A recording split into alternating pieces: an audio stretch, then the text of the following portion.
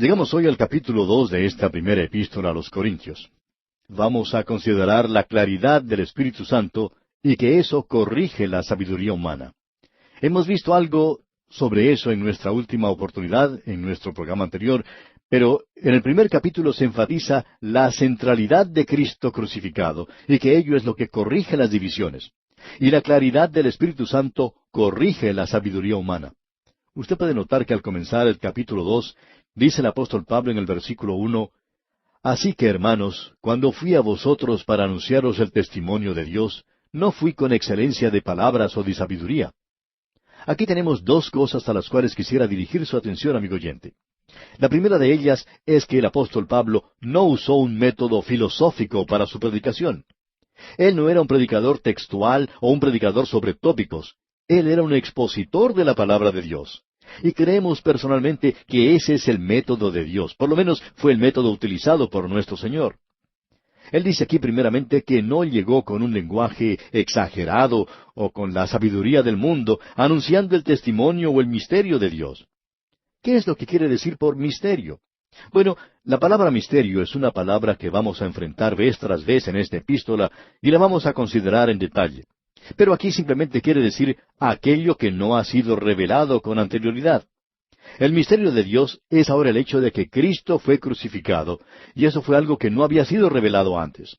Ahora es revelado. Era antes solamente en la tipología y en la profecía del Antiguo Testamento.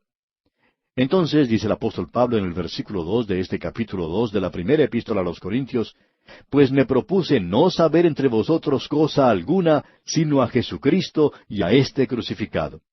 En otras palabras, Pablo no quería entrar en discusiones filosóficas que provocan divisiones, sino en su lugar, él se mantuvo firme en su misión específica, permaneciendo con la predicación de la cruz de Cristo, el Salvador crucificado, uno que había muerto por los pecados del mundo. Y una vez más quisiéramos decir que este es el tipo de misterio que se necesita desesperadamente entre nosotros este día. Y ahora vemos en el versículo 3, y estuve entre vosotros con debilidad y mucho temor y temblor. Pablo está abriendo aquí su propio corazón y le permite a usted observar sus pensamientos más profundos y la manera de pensar suya cuando estaba entre ellos. Él, como lo hace ver aquí con toda claridad, estaba visiblemente inquieto entre ellos. Dice que estaba con debilidad y mucho temor y temblor. No nos sorprende que dijera eso, ya que Dios ha elegido a las cosas débiles de este mundo. Dios ha elegido las cosas que no son. Pablo no tenía una concepción más alta de sí mismo, y aun así, él era un hombre de gran intelecto. Pensamos que él era un gran hombre en muchas maneras, pero él nunca pensó de sí mismo en esa forma. Y continúa diciendo en el versículo 4 de este capítulo 2 de la primera epístola a los Corintios, y ni mi palabra ni mi predicación fue con palabras persuasivas de humana sabiduría, sino con demostración del Espíritu y de poder. Hoy nosotros tenemos las palabras de sabiduría de muchos, tenemos mucha predicación, pero muy poco se presenta con demostración del Espíritu y de poder. Y eso, una vez más, es algo que es necesario en nuestros días. Hay quienes piensan hoy que si nosotros utilizamos el método correcto, o si tenemos el sermón apropiado, o si aún decimos lo que corresponde, entonces tendremos buen resultado. Sin embargo, lo importante es hacerlo con demostración del Espíritu y de poder, como lo dice el versículo 5 de este capítulo 2 de la primera epístola a los Corintios, para que vuestra fe no esté fundada en la sabiduría de los hombres, sino en el poder de Dios. En otras palabras, si se utiliza la sabiduría humana para ganar a un hombre, entonces su fe descansa en eso. Pero si él llega a la fe por medio del poder de Dios, entonces su fe descansará en eso. Esa es la razón por la cual desconfiamos en gran manera de la predicación apologética, que tiene por objeto defender la religión cristiana contra los ataques de sus adversarios. Es decir, tratar de probar que la Biblia es la palabra de Dios, tratar de probar que el primer capítulo de Génesis es algo científico y que el diluvio fue algo que en verdad ocurrió. Ahora no queremos que usted nos entienda mal, amigo oyente. Nosotros creemos que para eso hay un lugar y le damos gracias a Dios por aquellos que han tomado esos puntos y se han especializado en ellos. Pero nosotros necesitamos entender que la salvación no se basa en el hecho de saber si nosotros podemos verdaderamente probar la inspiración de las Escrituras. Pensamos que usted lo puede hacer Pero ese no es el caso. La cuestión es en qué se basa su fe. ¿Cuál es la base en la cual descansa su fe? Bueno, creemos que nuestra fe descansa en el poder de Dios. Allí está la base y por tanto, ya que está descansando en eso, entonces no va a descansar en otras cosas por más importantes que sean, y por la parte que tengan en llamarnos la atención hacia la palabra de Dios. Pero la fe tiene que estar firme en el poder de Dios. Por tanto, el apóstol Pablo continúa diciendo en el versículo 6, sin embargo, hablamos sabiduría entre los que han alcanzado madurez, y sabiduría no de este siglo, ni de los príncipes de este siglo que perecen. Pablo dice, yo no uso los métodos mundanos o humanos para nada, mas hablamos sabiduría de Dios en misterio. Aquí volvemos a tener otra vez esta palabra misterio. Sigue diciendo, la sabiduría oculta, la cual Dios predestinó antes de los siglos para nuestra gloria. Ahora otra vez aparece el misterio. Debemos ser bien claros en indicar que aquí no se trata de uno de esos misterios que son populares como una novela de suspenso. Para nosotros la palabra misterio tiene que ver con algo que se ha hecho en secreto, en privado. A veces leemos en los periódicos que alguien ha sido asesinado y que todavía no se ha encontrado al culpable y queda en completo misterio la forma en que se llevó a cabo ese crimen. Bueno, eso fue un misterio. ¿Qué es lo que queremos decir entonces por misterio?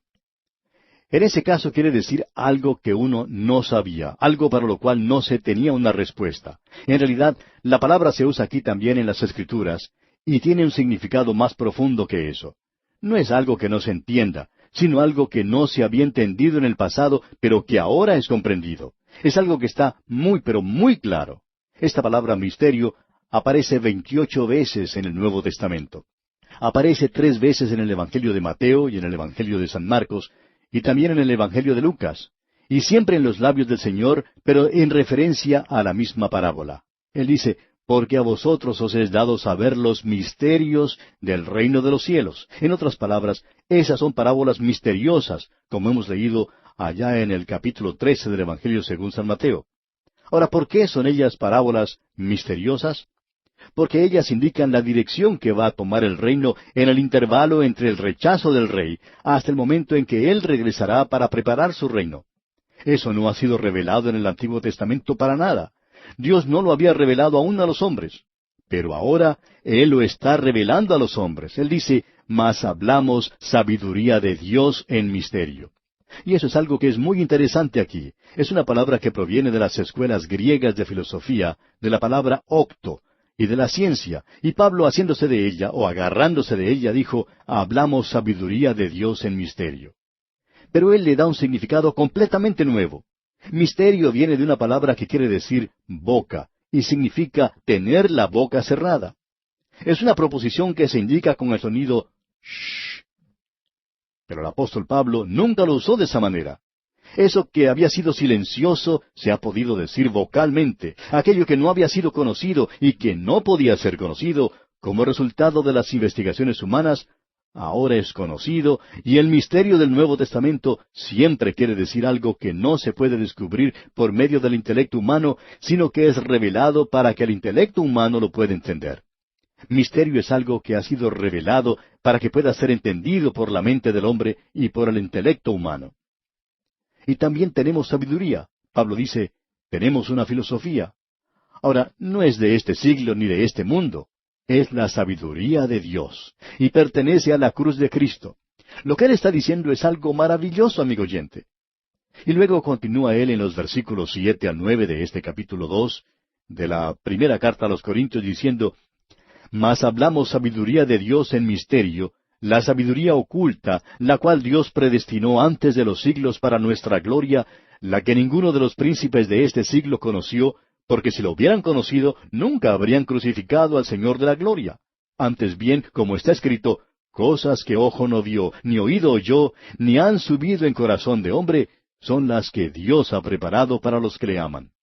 Aquí tenemos un versículo que muchas veces se ha entendido mal. Ha ido a los entierros muchas veces y no creemos que sea un versículo que se deba usar en un entierro. Lo hemos oído mencionar cuando éramos muchachos, cuando el doctor fulano de tal o cualquier otra persona moría y allí estaba su cuerpo ante nosotros. Cuando él estaba entre nosotros no podía ver muy bien, tampoco podía oír bien y él no podía entender bien. Pero ahora él está vivo y puede comprender todo. Bueno, eso no es lo que Pablo está diciendo. Pablo está diciendo que aquí, ahora, en este lugar, hay ciertas cosas que el ojo no ha visto. Hay ciertas cosas que uno no puede percibir por medio del ojo humano. Nosotros aprendemos más a través de nuestros ojos que de cualquier otra forma, pero hay ciertas cosas que uno no puede aprender por medio del ojo, ni tampoco por medio del oído. El oído es otra de las maneras por las cuales nosotros aprendemos. Aprendemos oyendo. Y aún así hay ciertas cosas que uno no puede comprender por medio del oído. Él dice, ni ha subido en corazón de hombre. Es decir, por medio de la meditación, por medio de la reflexión, por medio del pensamiento, el razonar. Hay ciertas cosas que uno nunca puede obtener. Dios nunca tuvo un Cristóbal Colón. Usted no puede descubrirlo. ¿Tampoco lo puede hacer buscando a Dios? Por supuesto que no. Ahora estas son cosas que uno no puede aprender, cosas que Dios ha preparado para aquellos que le aman. Usted, amigo oyente, no lo recibe por medio del ojo, por medio del oído o por medio de la razón. ¿Cómo entonces lo podemos recibir? Bueno, veamos el versículo 10 de este capítulo 2 de la primera carta a los Corintios, y dice, pero Dios nos las reveló a nosotros por el Espíritu, porque el Espíritu todo lo escudriña aún lo profundo de Dios. Ahora, lo que él está diciendo aquí sencillamente es que lo que uno no puede recibir por medio del ojo o del oído, el Espíritu de Dios se lo puede enseñar. Hay ciertas cosas en la Biblia que usted puede recibir a través del ojo, y que usted puede recibir a través del oído, y que puede comprender por medio de la razón. Un profesor cuenta que había muchos estudiantes devotos en el seminario que piensan que Dios les va a dar a ellos la respuesta en los exámenes. Ellos pensaban que si ponían su Biblia bajo la almohada durante la noche, antes de los exámenes, que las respuestas saldrían de la Biblia y que llegarían a introducirse en sus mentes de alguna manera, algo que es completamente ridículo. Usted, amigo oyente, no va a aprender por ese método. Hay ciertas cosas que usted puede aprender estudiando la Biblia, como es la historia, puede aprender de la poesía de ella, y muchas otras cosas que se aprenden utilizando la mente de uno y por medio del estudio. Pero uno no puede recibir las verdades espirituales de esa manera, porque lo importante es que Dios nos las reveló a nosotros por medio del Espíritu. Hay ciertas cosas que solamente el Espíritu de Dios nos puede revelar. Luego continúa Pablo diciendo aquí en el versículo 11, porque ¿quién de los hombres sabe las cosas del hombre, sino el Espíritu del hombre que está en él? Así tampoco nadie conoció las cosas de Dios, sino el Espíritu de Dios. Usted y yo, amigo oyente, nos podemos entender el uno al otro porque tenemos el espíritu del hombre. Yo, por ejemplo, puedo saber cómo se siente cuando se cae en la vía pública. Le hace pasar vergüenza, ¿verdad? En cierta ocasión un señor salía de una tienda de víveres y saliendo a la calle se resbaló y cayó al suelo. Ahora él llevaba en sus manos 2 frascos grandes, o sea, 2 galones llenos de aceite que había comprado. Pero al caer no se quebró ninguno de los 2 frascos, pero sí se dio un buen golpe. Ahora él se levantó rápidamente y miró en todas direcciones para ver si alguien lo estaba observando. ¿Por qué hizo eso? Yo sí sabía por qué lo había hecho. Lo estaba haciendo porque le había dado vergüenza y quería saber si alguien lo estaba viendo. Y yo entiendo eso, amigo oyente, porque yo tengo el espíritu del hombre.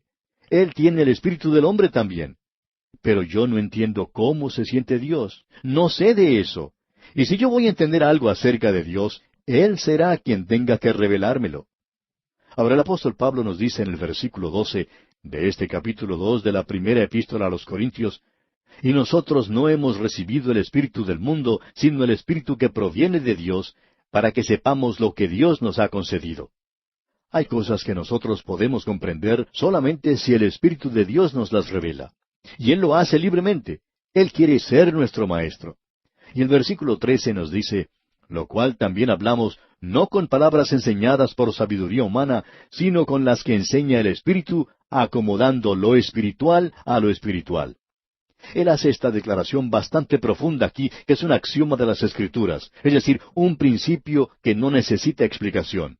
Es un versículo muy conocido, pero el hombre natural, es decir, el hombre que no ha sido salvo, y así es como todos nosotros nacemos en este mundo, muertos en nuestros delitos y pecados, sin ninguna capacidad para Dios, nos hemos hecho enemigos de Dios. Así es el hombre natural. Y Pablo dice que el hombre natural no percibe las cosas que son del Espíritu de Dios. Permítanos contarle algo que escuchamos constantemente en nuestro programa. Un hombre contó que él era un vendedor que viajaba a distintas ciudades. Él dijo que un día estaba sencillamente girando el dial de su radio en el automóvil mientras se dirigía a otra ciudad en viaje de negocios. Al escuchar la radio dijo, bueno, aquí tenemos a otro predicador y ya yo estoy cansado de oírlos. Y entonces comencé a cambiar de estación. Luego, dijo este hombre, él está enseñando la Biblia. Yo no sé qué pasaje de la Biblia estábamos considerando entonces, pero él se preguntó, ¿qué será lo que va a decir sobre eso? Y decidió escuchar. Ahora él resistió eso. Más adelante, él finalmente se puso a escuchar otro programa y dijo, ese hombre será algún chiflado religioso. Pero al día siguiente, viajando a otra ciudad, se dijo que volvería a escuchar y así lo hizo. Luego, al regresar, recordó la hora del programa y volvió a escuchar otra vez. Finalmente, llegó a conocer a Cristo como su Salvador personal. Pero el hombre natural, amigo oyente, no podía percibir las cosas que son del Espíritu de Dios. ¿Por qué? Porque son locura para él. Usted que nos está escuchando ahora y que no es un creyente, sino piensa que lo que estamos diciendo es locura, hay algo que anda mal con usted o conmigo. Uno de nosotros está equivocado porque Dios dice que el hombre natural no percibe las cosas que son del Espíritu de Dios porque para él son locura. Es decir, la predicación de la cruz de Cristo para salvación. Y él dice, no las puede entender porque se han de discernir espiritualmente. A veces, cuando uno ha recibido algunos estudios, piensa que puede entender cualquier cosa que se haya escrito. Sin embargo, muy pronto descubre que no es así. Y ciertamente nosotros, amigo oyente, no vamos a conocer la palabra de Dios, sino hasta cuando el Espíritu de Dios abra nuestras mentes y nuestros corazones para que la entendamos. El apóstol Pablo dice aquí, porque para él son locura, y no las puede entender porque se han de discernir espiritualmente. Solo el Espíritu de Dios puede tomar las cosas de Cristo y enseñárnoslas. El Señor Jesucristo dijo, allá en el Evangelio según San Juan, capítulo 16, versículos 13 y 14, escuche lo que dijo. Pero cuando venga el Espíritu de verdad, Él os guiará a toda la verdad, porque no hablará por su propia cuenta, sino que hablará todo lo que oyere, y os hará saber las cosas que habrán de venir. Él me glorificará, porque tomará de lo mío y os lo hará saber. Amigo oyente, estamos seguros que hasta cuando el Espíritu de Dios le muestre a usted las cosas de Cristo, nuestro hablar aquí ciertamente es en vano. Veamos ahora lo que dicen los versículos 15 y 16 de este capítulo 2 de la primera carta a los Corintios. En cambio, el espiritual juzga todas las cosas, pero él no es juzgado de nadie. Porque ¿quién conoció la mente del Señor? ¿Quién la instruirá? Mas nosotros tenemos la mente de Cristo. Usted no le puede decir nada a Dios, amigo oyente, pero Él sí que le puede decir a usted muchas cosas. Y Él no lo puede hacer hasta cuando usted tenga la mente de Cristo, es decir, hasta cuando el Espíritu de Dios tome esas cosas y se las muestre. Nos quedan solo unos instantes antes de finalizar este programa de hoy y quisiéramos hacer un experimento con su ayuda en este día. Sabemos que hay muchas personas que nos están escuchando y que dentro de esa gran compañía de oyentes hay aquellos que no son creyentes. Usted, por alguna razón, nos ha sintonizado hoy. No sabemos el por qué. Quizá haya escuchado solo parte del programa. Pero si usted en este día, amigo oyente, no es una persona salva, ¿no le parece a usted que la predicación de la cruz es una locura?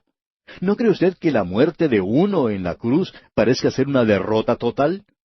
¿No le impresiona eso a usted no como salvación, sino simplemente algo parecido a la locura?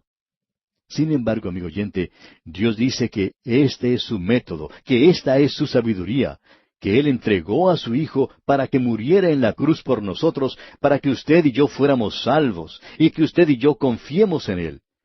De modo que usted, amigo oyente, debe confiar en Él para poder ser salvo. Ahora, ¿no le da a usted la impresión de que eso es locura? Si usted no es salvo en el día de hoy, con usted queremos hacer ese experimento.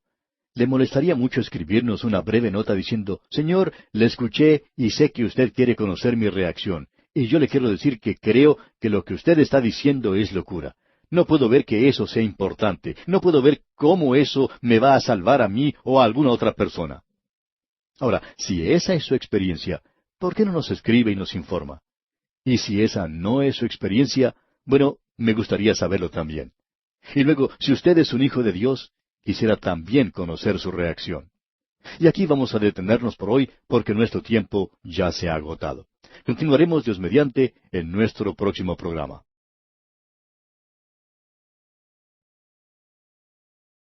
En el día de hoy, amigo oyente, nuestro estudio nos lleva, como ya dijimos, al tercer capítulo de la primera epístola a los Corintios. Y a propósito, quisiera decir que debe decirse la primera epístola a los Corintios. Hay muchos hermanos a quienes hemos escuchado decir primera de Corintios. Y debe ser primera a los Corintios porque es una carta dirigida a los Corintios. Bien, usted recordará que en nuestro programa anterior estuvimos observando la claridad del Espíritu Santo. Vimos que el Espíritu Santo corrige la sabiduría humana. Eso lo pudimos ver en el capítulo 2. Allí el apóstol Pablo nos presentaba dos clases de hombre. Una de ellas es el hombre natural. El hombre natural es el hombre que es hijo de Adán, nacido en este mundo con una naturaleza pecaminosa. Ahora, cuando uno dice naturaleza pecaminosa, quiere decir que es propenso o que tiene inclinación a hacer el mal.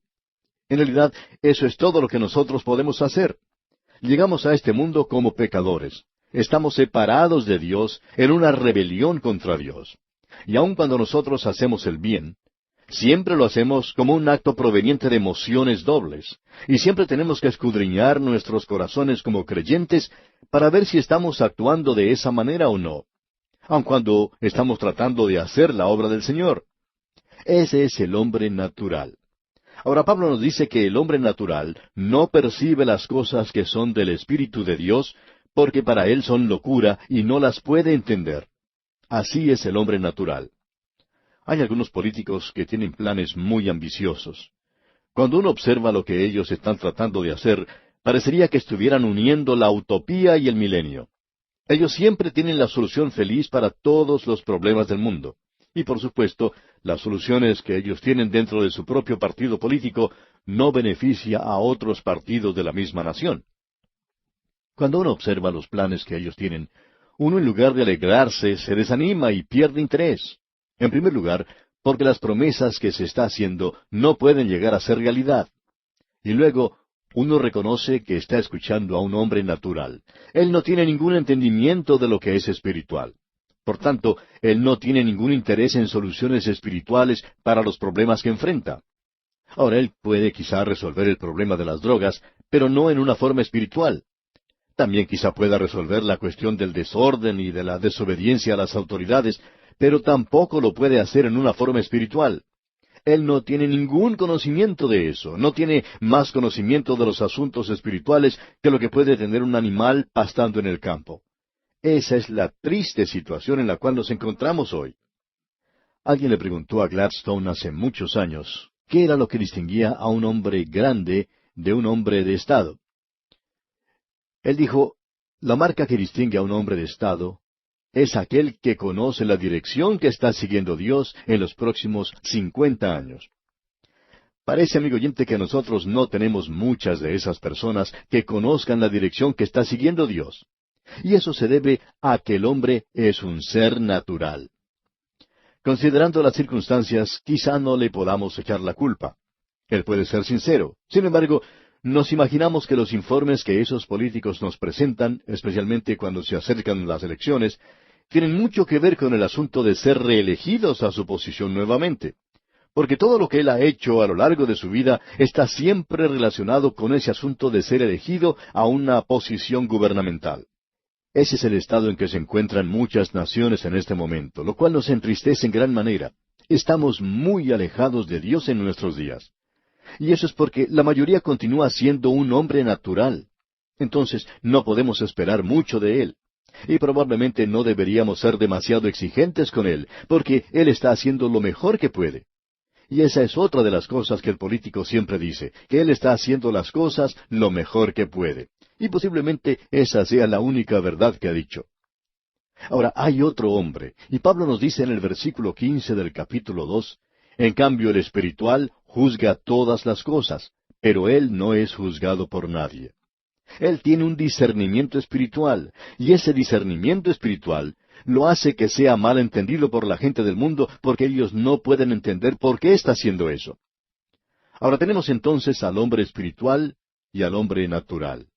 Uno puede notar que ellos pertenecen a esa clase, a causa de la relación que tienen con la palabra de Dios, la Biblia. Para el hombre natural es locura. Y el hombre espiritual, sin embargo, discierne la palabra de Dios, y él reconoce la importancia que tiene. En este tercer capítulo de la primera epístola a los Corintios, se nos va a presentar una tercera clase. Y aquí encontramos una concepción directa de Dios, que es lo que clarifica el servicio cristiano. Y ya que tenemos esta tercera clase, se la vamos a presentar, amigo oyente. El apóstol Pablo nos dice en el primer versículo de este capítulo 3, de manera que yo, hermanos, no pude hablaros como a espirituales, sino como a carnales, como a niños en Cristo. Y aquí tenemos la tercera clase. Es un cristiano desnaturalizado, o un hombre desnaturalizado. Tenemos al hombre natural, y podemos llamar al próximo supernatural, y luego entonces tenemos al desnaturalizado. Él es el creyente carnal, es una criatura, es un niño en Cristo. En la primera parte de esta epístola, como dijimos al principio, Pablo hablará sobre carnalidad. En la última parte, él hablará sobre cosas espirituales.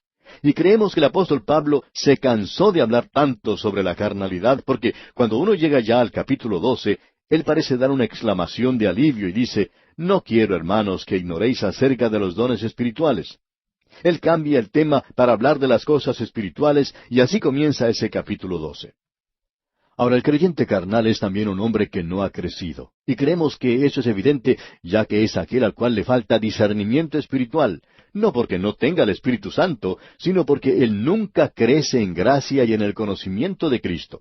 Indudablemente, esa es su relación con la palabra de Dios. Eso es lo de importancia. Este creyente desnaturalizado, carnal, es aquel que es una criatura en Cristo. Tiene la habilidad para hacer las cosas, pero no tiene ningún deseo de hacerlo. Una criatura tiene en sí la posibilidad de llegar a ser un hombre bien educado, pero para hacerlo tiene que comenzar por beber la leche. Y Pablo dice aquí en el versículo 2 de este capítulo 3 de su primera epístola a los Corintios, «Os di a beber leche y no vianda, porque aún no erais capaces, ni sois capaces todavía». Por tanto, Pablo no les sigue hablando de cosas espirituales. Él seguirá haciendo mención de aquello que es carnal. Y este es el lugar donde se encuentra viviendo la iglesia de nuestro día, amigo oyente. Ahora, ¿cómo puede uno identificar a un creyente carnal? Bueno, es el creyente que está usando el débil brazo de la carne. Los métodos que usa son carnales y por medio de ellos quiere llegar a obtener resultados espirituales. Son aquellos que siempre están diciendo en la iglesia, tengamos un banquete, una comida.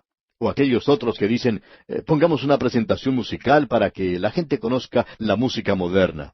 Esos son los creyentes carnales. La palabra carnal viene de sarkikos, que quiere decir el hombre renovado que aún anda según la carne. La palabra carnal viene del latín y del francés carna, que significa sensual. Es aquello que es atractivo a los sentidos, no al espíritu. Y es por esa razón que uno tiene tanto en las iglesias hoy que es atractivo para los sentidos, pero que no lo es para el espíritu. Y esa es la razón por la cual la mayoría de sus programas no tienen resultado.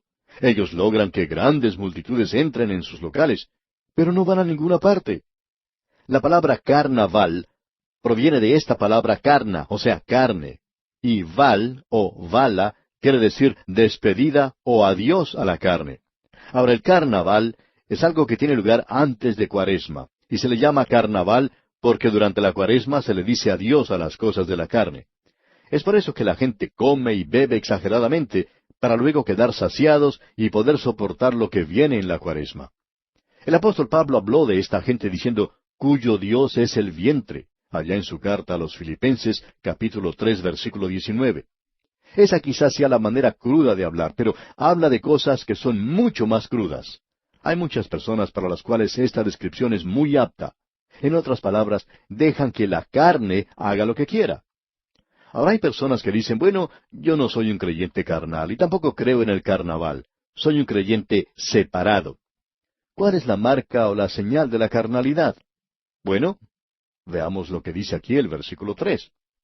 Porque aún sois carnales, pues habiendo entre vosotros celos, contiendas y disensiones, ¿no sois carnales y andáis como hombres? ¿Qué es entonces un creyente carnal? ¿Y dónde podemos ver la evidencia de eso? En cualquier lugar donde haya luchas y divisiones, allí es donde se encuentran las cosas carnales.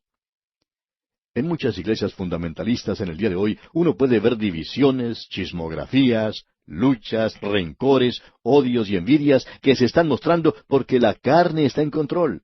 Y cuando uno pierde la paciencia y se enoja, dice, bueno, yo soy una persona muy franca. No, amigo oyente, lo que usted en realidad piensa es ser malo, eso es todo. Y uno puede cambiar una organización en una iglesia en un carnaval. Lo mismo le puede hacer a una reunión de oración o a la sociedad misionera o en la escuela dominical cuando uno provoca luchas, envidias y divisiones. Quizá usted sea una de esas personas que no mira la televisión y que tampoco va a ese o a aquel lugar, pero que en realidad es un creyente carnal. Veamos lo que dice Pablo. Él aún no ha terminado. Leamos los versículos 4 hasta el 6 de este capítulo 3 de la primera epístola a los Corintios. Porque diciendo el uno, yo ciertamente soy de Pablo, y el otro, yo soy de Apolos, ¿no sois carnales? ¿Qué pues es Pablo y qué es Apolos? Servidores por medio de los cuales habéis creído, y eso según lo que a cada uno concedió el Señor. Yo planté, Apolos regó, pero el crecimiento lo ha dado Dios. Ambos son obreros de Dios.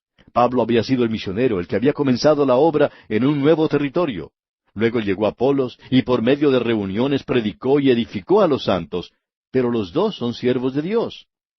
Ahora el versículo 7 dice, así que ni el que planta es algo, ni el que riega, sino Dios, que da el crecimiento. Usted puede ver, amigo oyente, que no es ni el predicador ni tampoco el maestro, sino Dios quien los está usando. Y si Dios los está usando, no es necesario reconocer el mérito que pueda tener el hombre. Hay que dar la gloria y la honra a Dios. Notemos ahora lo que dice el versículo 8 de este capítulo 3 de la primera epístola a los Corintios. Y el que planta y el que riega son una misma cosa, aunque cada uno recibirá su recompensa conforme a su labor. Necesitamos reconocer hoy que hay otros hombres a los cuales Dios está usando, y que ellos pueden estar haciendo las cosas un poco diferente. Y esa no es razón suficiente para que yo pueda pensar que ellos están haciendo algo malo. Porque yo reconozco que muchas personas, aunque no están haciendo las cosas como a mí me gusta, sí están haciendo las cosas que Dios quiere que ellos hagan. Y Dios los está usando. Conocemos a muchos a los cuales Dios se está usando, pero que no están haciendo las cosas de la forma que yo las hago, por ejemplo, o que a mí me gustaría hacerlas. Pero ambos somos obreros de Dios. Ahora el versículo 9 dice, porque nosotros somos colaboradores de Dios, y vosotros sois labranza de Dios, edificio de Dios. Estamos trabajando todos juntos en esta tremenda empresa. Continuemos ahora con el versículo 10. Conforme a la gracia de Dios que me ha sido dada, yo como perito arquitecto puse el fundamento, y otro edifica encima, pero cada uno mire cómo sobreedifica. Lo importante en el día de hoy es que divulguemos la palabra de Dios y el Evangelio que puede salvar a los hombres. Y luego otros hombres pueden sobreedificar en ese fundamento. Ahora ese fundamento ya ha sido colocado, fue colocado hace más de 2000 años, y uno no lo puede volver a hacer. Todo lo que podemos hacer nosotros es señalar, mostrar hacia ese fundamento que es Cristo Jesús. En el versículo 11 continúa el apóstol Pablo diciendo, porque nadie puede poner otro fundamento que el que está puesto, el cual es Jesucristo. ¿Está usted edificando sobre él o no, amigo oyente? Eso es lo importante. Aquí es donde se ve la buena obra. Cuando uno llega a Cristo, uno no lo hace por medio de obras. Uno no le puede llevar a él absolutamente nada para poder recibir todo. Y usted es colocado en la roca que es Cristo. Sobre eso usted puede edificar. Escuche lo que dice Pablo aquí en los versículos 12 hasta el 14. Y si sobre este fundamento alguno edificare oro, plata, piedras preciosas, madera, heno, hojarasca, la obra de cada uno se hará manifiesta, porque el día la declarará, pues por el fuego será revelada. Y la obra de cada uno, cual sea, el fuego la probará. Si permaneciere la obra de alguno que sobreedificó, recibirá recompensa. Ahora Pablo está diciendo que uno puede edificar sobre ese fundamento con 6 clases diferentes de material. Lo puede hacer con oro, o con plata, con piedras preciosas, con madero, con heno, o con hojarasca. A los primeros 3 de ellos, el fuego no les hace nada. En realidad, el fuego purifica el oro, la plata y las piedras preciosas. Pero la madera, el heno y la hojarasca son rápidamente consumidas o quemadas por el fuego. Ahora, uno puede edificar sobre el fundamento con oro, plata, piedras preciosas, madera, heno, hojarasca. El versículo 14 dice, si permaneciere la obra de alguno que sobreedificó, recibirá recompensa. Es decir, si él edificó con oro, plata o piedras preciosas. Opinamos que alrededor nuestro hay muchos santos de Dios que son maravillosos en realidad. Es emocionante ver que este programa radial llega a gente de toda clase y de toda condición. Y hemos podido conocer a algunos personalmente y a otros por medio de cartas que Dios está usando de una manera maravillosa y que están edificando con oro. Usted sabe que una pequeña partícula de oro no se destaca mucho. No todos lo pueden ver. Quizás solamente Dios sabe que eso es oro. Pero uno puede ver una pila de heno a muchos kilómetros de distancia. Y hay mucha gente que está edificando con heno. Y todo el mundo se entera de lo que están haciendo. Pero eso es simplemente heno. Y algún día serán probados. Y entonces no habrá ninguna pila de heno porque el fuego lo consumirá todo. Y lo mismo ocurre con la madera y la hojarasca. Ahora el versículo 15 dice, si la obra de alguno se quemare, él sufrirá pérdida. Ahora, ¿quiere decir eso que él pierde su salvación entonces? No, amigo oyente, por supuesto que no. Porque ya hemos leído que si permaneciere la obra de alguno que sobreedificó, recibirá recompensa. Pero si lo consume el fuego, dice, él sufrirá pérdida. La segunda parte de este versículo 15 dice, si bien él mismo será salvo, aunque así como por fuego.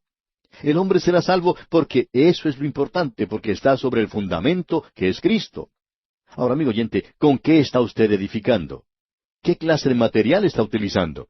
Si usted está edificando con oro, quizás no sea muy imponente, pero una pila de heno o de hojarasca se destaca mucho en el horizonte, pero desaparece con el fuego. Y quisiéramos decir que en el cielo habrá algunas personas que estarán oliendo como si hubieran salido de un incendio, porque todo lo que han hecho será consumido por las llamas. Ellos no recibirán una recompensa. Este pasaje trata sobre la recompensa en el servicio de Dios.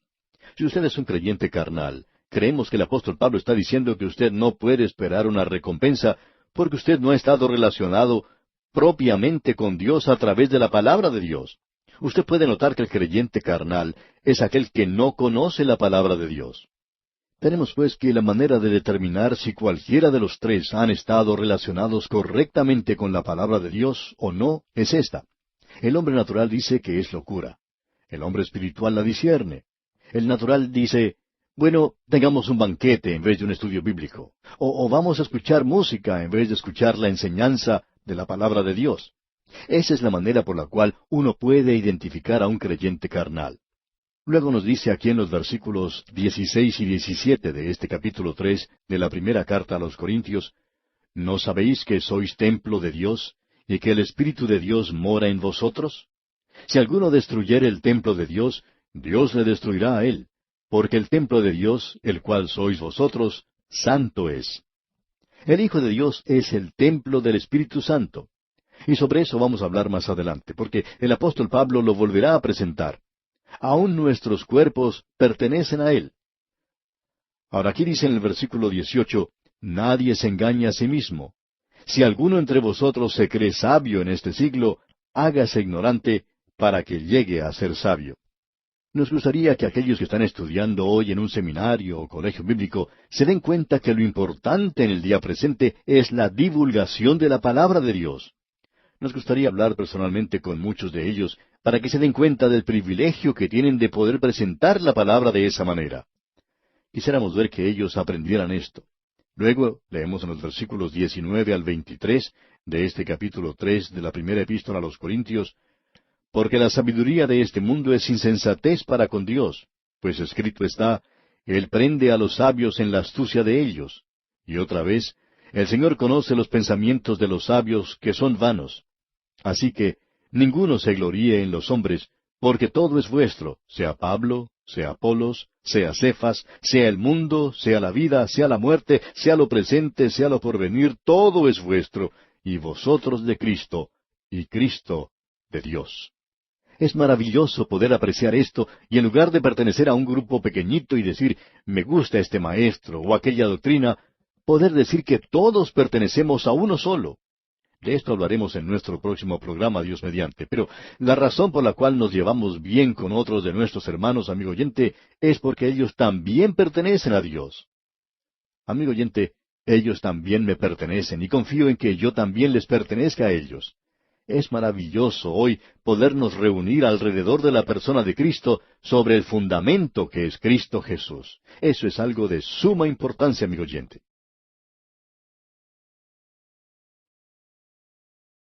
Llegamos hoy al capítulo 4 de esta primera carta del apóstol Pablo a los Corintios. Tenemos ante nosotros el último capítulo en el cual Pablo habla sobre las divisiones y los partidos que existen en la iglesia de Corinto. En este capítulo, él habla sobre las condiciones de los siervos de Cristo y qué es lo que debe controlar la conducta cristiana. Notemos ahora cómo comienza él este capítulo 4. Dice, así pues, téngannos los hombres por servidores de Cristo y administradores de los misterios de Dios. Vamos a hacer una pequeña pausa en este maravilloso versículo. Nosotros todos en realidad somos siervos, servidores de Cristo. Cada creyente es un ministro de Cristo. No importa qué o quién sea usted. Una de las razones por las cuales hacemos esta declaración es porque es muy fácil decir hoy en la iglesia, bueno, Él es mi ministro. Y quisiéramos ser siempre amables, pero también deseamos ser firmes. No somos su ministro, amigo oyente. Confiamos que somos el ministro, el siervo de Cristo. Somos responsables ante Él.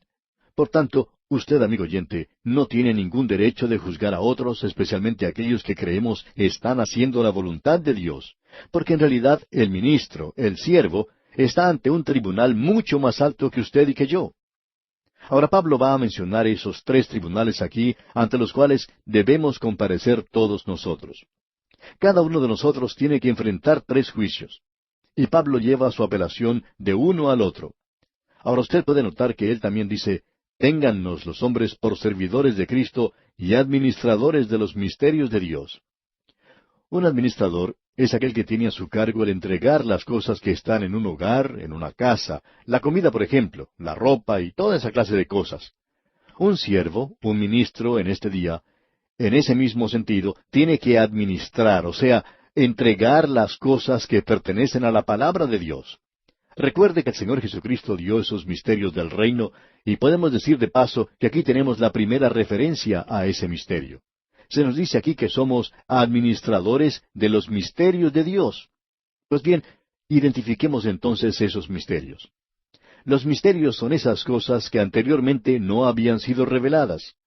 Y los misterios son esas cosas que no han sido entendidas por el hombre natural. Él no las puede comprender. Solo el Espíritu de Dios puede tomar esas cosas de Cristo y mostrárnoslas a nosotros. Y ese es el misterio, y también el Evangelio, y en realidad es la palabra de Dios. Somos, pues, administradores de los misterios de Dios, y está a nuestro cargo dispensar eso. Ahora, en los misterios del reino de los cielos, en el discurso que pronunció el Señor Jesucristo allá en el capítulo 13 del Evangelio según San Mateo, Él finalizó diciendo, ¿habéis entendido todas estas cosas? Ellos respondieron, sí, Señor. Bueno, no sabemos si ellos comprendieron o no, quizás no lo hicieron en esa oportunidad, pero Él no dijo eso de que ellos no lo entendieron, ni tampoco dijo que lo habían hecho. Lo que Él dijo fue, todo escriba docto en el reino de los cielos es semejante a un padre de familia que saca de su tesoro cosas nuevas y cosas viejas, allá en el versículo 52 del capítulo 13 del Evangelio según San Mateo. Eso es lo que un administrador tiene que estar haciendo en el día de hoy, sacando las cosas nuevas y viejas que se encuentran en la palabra de Dios. Ahora cualquiera puede decirnos, bueno, yo he oído eso antes, eso mismo que se predicó en el día de hoy. Y yo siempre puedo contestar, yo soy un administrador y puedo sacar las cosas viejas tanto como las nuevas. Así es que hoy sacamos algo de lo viejo. Lo siento mucho de que no le haya gustado, pero esa es mi actividad. Yo debo presentar las cosas nuevas, así como las viejas. Somos administradores de los misterios de Dios. ¡Qué hermoso es eso! No podemos pensar en una vocación mejor que esta. En realidad, todos nosotros somos ministros, siervos de Dios. Usted, aunque no lo sepa, es un predicador y espero que no se enoje conmigo por decirle eso. Había un hombre que vivía cerca de una iglesia evangélica, y este hombre era un borracho empedernido, era un alcohólico, un verdadero borrachín. Él vivía con su madre y ella era una persona muy creyente, maravillosa. Cierta vez, esta anciana le pidió al pastor de esa iglesia que hablara con su hijo. Él era ya una persona madura. Un día, al verlo en la calle, le invitó a que pasara a conversar en su despacho. Ahora eso no fue muy difícil de hacer. Luego de haberse sentado cómodamente, el pastor le contó francamente que él era una persona muy triste de ver. Estaba en una triste condición. Él estuvo de acuerdo con todo lo que el pastor le dijo. Luego le dijo el pastor, ¿sabe que usted es un predicador? Y el hombre entonces se levantó violentamente y le dijo al pastor, no me llame eso, porque si lo hace, lo voy a golpear. Ese hombre no se preocupaba de que alguien le llamara borracho o alcohólico, pero no quería que de ninguna manera se le llamara predicador. Pues bien, amigo oyente, todos nosotros somos predicadores. Y amigo oyente, nosotros predicamos por medio de nuestras vidas alguna clase de mensaje. Usted está diciendo a los que le rodean, al mundo entero, está contando algo por medio de su vida. Eso no se puede evitar. Yo vivo mi vida hacia usted y usted vive su vida hacia mí. Esa es la forma en que vivimos, esa es la clase de influencia que tenemos. Por tanto, todos somos siervos, y si somos creyentes, ¿qué clase de mensaje estamos dando?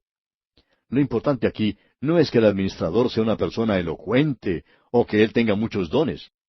El versículo 2 de este capítulo 4 de la primera epístola a los Corintios dice, ahora bien, se requiere de los administradores que cada uno sea hallado fiel.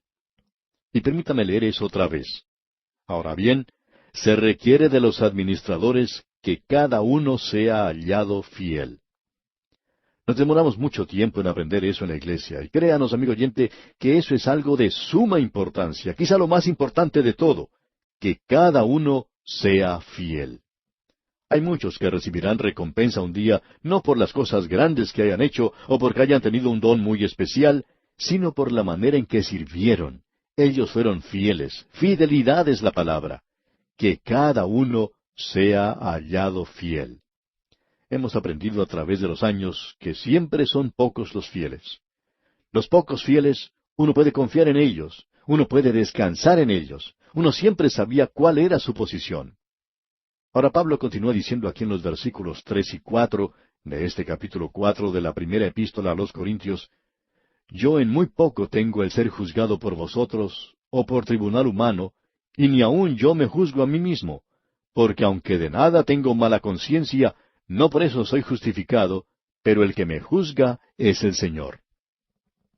Estos dos versículos que hemos leído pueden parecer difíciles, pero en realidad no lo son. Lo que tenemos aquí son tres juicios ante los cuales tenemos que comparecer. Y la razón por la cual usted no tiene ningún derecho para juzgarme, y por la cual yo tampoco tengo derecho alguno para juzgarle a usted, es porque todos nosotros vamos a estar ante un tribunal supremo. Ahora, el primer juicio tribunal es la opinión de los demás. Notemos lo que el apóstol Pablo dice. Yo en muy poco tengo el ser juzgado por vosotros o por tribunal humano. Él se refiere aquí a la opinión de los demás. En la interpretación de la Biblia que da a Phillips, dice en este versículo 3, en realidad a mí no me interesa mucho lo que ustedes o cualquier otra persona piensan de mí. Esa es una interpretación muy buena. Es una declaración realmente contundente y parecería indicar que Pablo fuera un antisocial. Pero el apóstol no era una persona insensible o desdeñosa a quien no le interesara la opinión de los demás. Él no quiere decir aquí que él no le da ningún valor a los juicios de los demás. Él no tenía inmunidad contra la expresión y estimación de la gente que le rodeaba. Él defendía su apostolado con gran sentimiento cuando era desafiado por los demás. Él se sentía herido por los rumores falsos, y aquí en este mismo capítulo él hace mención de eso. Leamos lo que dice aquí en los versículos 11 hasta el 13 de este capítulo 4 de la primera epístola a los Corintios. Hasta esta hora padecemos hambre, tenemos sed, estamos desnudos, somos abofeteados y no tenemos morada fija. Nos fatigamos trabajando con nuestras propias manos, nos maldicen y bendecimos, padecemos persecución y la soportamos, nos difaman y rogamos. Hemos venido a ser hasta ahora como la escoria del mundo, el desecho de todos. Como podemos apreciar, amigo oyente, Pablo era muy sensible en cuanto a las opiniones de la gente, pero el apóstol no era desviado por lo que los demás pensaban. En realidad, su vida no estaba dirigida por los demás. Ellos no eran los que manejaban su vida. Él no escuchaba a aquellos que querían indicarle cuál dirección debía tomar él. Ahora, sea que a nosotros nos guste o nos disguste, vamos a estar ante el juicio de los demás. Es algo que uno no puede evitar. Y esto quizá es practicado con demasía en algunos países. Abraham Lincoln, por ejemplo, dijo, la opinión pública en este país, o sea, en los Estados Unidos, es todo. Eso es, a nuestro modo de pensar, una realidad, pero es lamentable que así sea. Vemos que hay un peligro en acatar siempre la opinión de los demás, el ceder ante la crítica de nuestros enemigos, el rendirse ante ellos. Hay muchos tribunales que se inclinan hacia la popularidad de la mayoría. Eso es lo que hacen generalmente los políticos. Algunos hasta pierden sus valores morales, su honor, su reputación. Milton fue el que dijo, la última enfermedad de una mente noble es el amor a la fama. Y eso es lo que persiguen muchas personas en nuestros días. El editor del periódico El Sol de Nueva York, Horacio Greeley, dijo, la fama un vapor, la popularidad un accidente, las riquezas son como alas pintadas. Aquellos que aplauden hoy son los que condenarán mañana. Solo hay una cosa que perdura, y es el carácter. Y vemos una vez más que alguien ha dicho, el problema con la mayoría de nosotros es que preferimos vernos arruinados por la adulación que salvados por la crítica. Y eso nos tememos, amigo oyente, es también una cruda verdad. Ahora usted puede ver que el apóstol Pablo quizás se inclinaba un poco sobre la opinión de los demás, pero no fue cambiado nunca. Eso es lo que dice aquí, yo en muy poco tengo el ser juzgado por vosotros o por tribunal humano. Y luego más adelante él dice, y ni aun yo me juzgo a mí mismo. Ahora el tribunal que es un poco más alto que la opinión de los otros, es aún otro tribunal. Y es el juicio que uno se hace a sí mismo. Y esa es la conciencia. Digamos de paso que ese es un tribunal superior, el tribunal de la conciencia de uno mismo. ¿Es la conciencia una guía segura? Bueno, Pablo dice que no lo es. No es una guía muy precisa o exacta. Nosotros debemos ser guiados por el Espíritu Santo. En el pasado tuvimos la edad de la conciencia, y eso terminó en el diluvio. La iglesia, o mejor dicho, los creyentes, tienen que tener una conciencia más iluminada. Y cuando nos reprocha algo o nos censura, debemos prestarle atención y obedecerla. Pero cuando aprueba nuestra manera descuidada de vivir, o cuando apela a nuestra vanidad y nos alaba, entonces debemos tener mucho cuidado. Todos nosotros permanecemos firmes o caemos ante este tribunal. Shakespeare fue quien dijo que deberíamos ser verdaderos ante nosotros mismos. Dice que, como la noche sigue al día, uno no puede ser falso ante ningún hombre. Y creemos que también fue Longfellow quien dijo, no en el clamor de las multitudes, ni en el aplauso o los gritos de las masas, sino que en nosotros mismos se encuentra el triunfo o la derrota. Es realmente algo muy bueno que un hombre honrado no sea influenciado por los demás, sino por lo que él cree que es lo correcto. Es una regla noble, sobresaliente. Pero el apóstol Pablo dice que él no la sigue. Pablo no quiso pasar un juicio final sobre él mismo. Y una vez más, usando la interpretación de Phillips, se nos dice que Pablo ni aun valúa su propia opinión sobre él mismo, porque eso no lo justifica ante Dios. No es que él hubiera conocido algo contra él mismo. Por el contrario, él dice que no sabía nada en contra de él, pero que esto no lo libra a él de sus características de la naturaleza humana. Por lo general, nosotros somos más exigentes con los demás y más indulgentes o clementes con nosotros mismos. Usted recordará que ese fue el problema de David. Él podía ver lo malo en los demás, pero no en sí mismo. Cuando otras personas se ponen a hablar vanamente, ociosamente, o se ponen a contar chismes, ¿estamos nosotros hablando la verdad? ¿Estamos siendo honestos? Cuando otras personas se aferran a cierta opinión y son pretenciosas, ¿tenemos nosotros el valor, el coraje de hablar acerca de nuestras propias convicciones? Cuando las otras personas causan divisiones y crean problemas, ¿nos mantenemos nosotros por lo que es justo y correcto? ¿O cuando hay personas que abandonan la casa de Dios y se entregan a la apostasía, ¿tenemos nosotros una buena excusa? Usted sabe que no somos muy severos con nosotros mismos. A nosotros siempre nos gusta colocarnos en un lugar de eminencia y por lo general es algo distorsionado. Nosotros no nos mantenemos firmes o caemos ante nosotros mismos porque Dios puede cambiar la decisión de este tribunal. Y debemos agregar aquí que aún hay otro tribunal. Tenemos el tribunal de los demás, el tribunal de uno mismo, y luego el tribunal del único amo y Señor, el tribunal supremo de Cristo. Podemos notar lo que dice aquí el versículo 4 de este capítulo 4 de la primera carta del apóstol Pablo a los Corintios. Porque aunque de nada tengo mala conciencia, no por eso soy justificado, pero el que me juzga es el Señor. Pablo está diciendo que algún día él estará ante el tribunal de Cristo, y sobre esto él hablará en la segunda carta a los Corintios, allá en el capítulo 5, y esperaremos hasta llegar allí para entrar más a fondo en este asunto. Pero cada uno de nosotros tendrá que estar presente allí. Así es que cada uno de nosotros tendrá que estar ante el tribunal de Cristo. Ahora, ¿qué es lo que será juzgado allí? Bueno, no serán nuestros pecados porque ellos han sido separados de nosotros tan lejos como lo está el oriente del occidente. Él no se acordará más de nuestros pecados, como dice allá en la carta a los Hebreos, capítulo 5, versículo 12.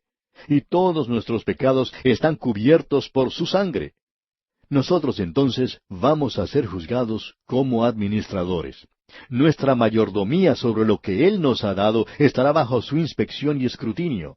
Y nuestras posesiones físicas, nuestros cuerpos, nuestros recursos materiales, nuestro dar, todas estas cosas serán juzgadas.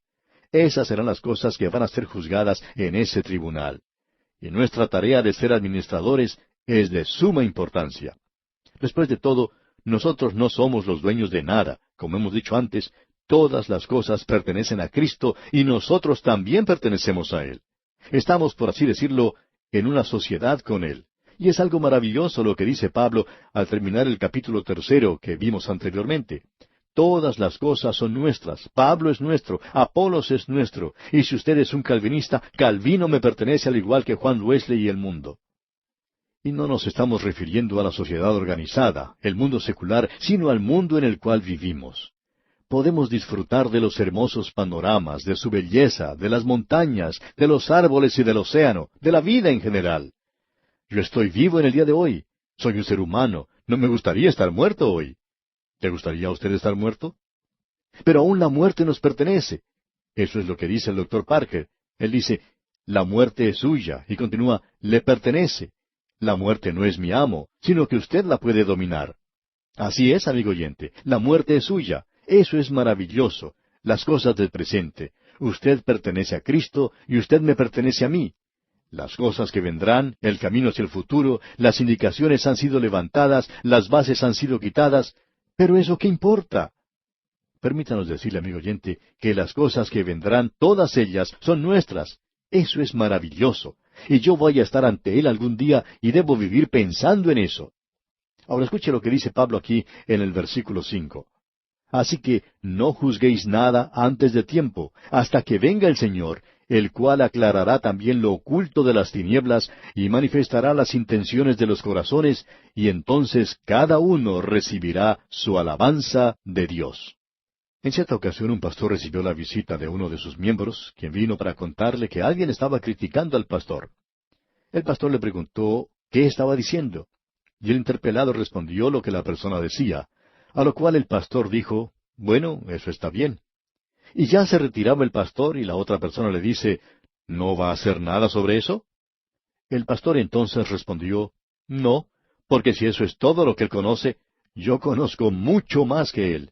Y si eso es todo lo que él sabe, yo ciertamente conozco algo sobre mí mismo.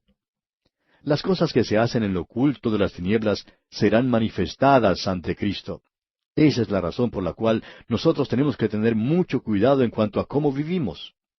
Y luego el apóstol Pablo hace esta maravillosa declaración. Entonces, cada uno recibirá su alabanza de Dios. Creemos que Dios encontrará en cada uno de sus santos algo por lo cual alabarle. Usted ha notado que cuando leemos sobre las 7 iglesias de Asia, Él habla algo bueno sobre cada una de ellas, con la excepción de una, la de la Odisea, que creemos no era una iglesia sino una organización. Pero Él tenía siempre algo bueno que decir acerca de todas ellas. Él tenía palabras de condenación, así como también palabras de encomio, y todos tenemos la alabanza de Dios. Una anciana en una iglesia siempre tenía algo bueno que decir de cada predicador que venía. Un día llegó uno que presentó el peor mensaje que pudiera imaginarse. La gente en la iglesia se preguntaba qué era lo que esa ancianita le diría al predicador. A la salida de la iglesia, todos querían escuchar lo que ella le diría al predicador. Cuando él avanzó hacia ella le dijo, «Ah, pastor, usted eligió un versículo muy hermoso para hoy». Bueno, podemos decir que siempre es posible hallar algo para alabar. Y entonces dice aquí, cada uno recibirá su alabanza de Dios. Luego Pablo nos presenta una ilustración. Pablo y Apolos eran amigos. Nosotros pertenecemos a Cristo y Cristo nos pertenece a nosotros. Y cada uno utiliza su propio don. Eso es maravilloso, amigo oyente. Pero dejaremos la consideración de esta ilustración para nuestro próximo programa porque el tiempo por hoy se nos ha agotado.